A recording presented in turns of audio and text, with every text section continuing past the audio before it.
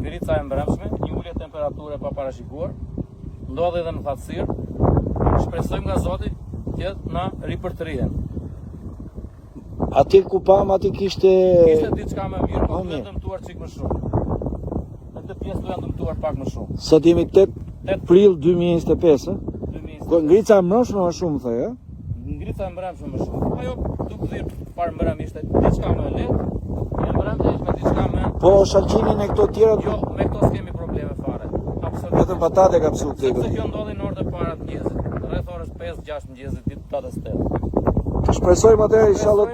Nga Zoti, nga moti. Jo, ajo mund sipas specialistëve që kemi pyet ne mi fjalë, sidomos në Korçë pas fiu që ka mbi 1000 hektar patate të tjerë, më thonë që mund të ketë ulje rendimenti edhe vonesë në prodhim. Vonesë prodhim. Por diçka serrat i kanë mbrojtur. Prodhim do ketë herët, shpresojnë se serrat e mbuluara i kanë patatet për treg për 10-15 ditë. Gjithë si përfaqe mbjellë e mbuluar në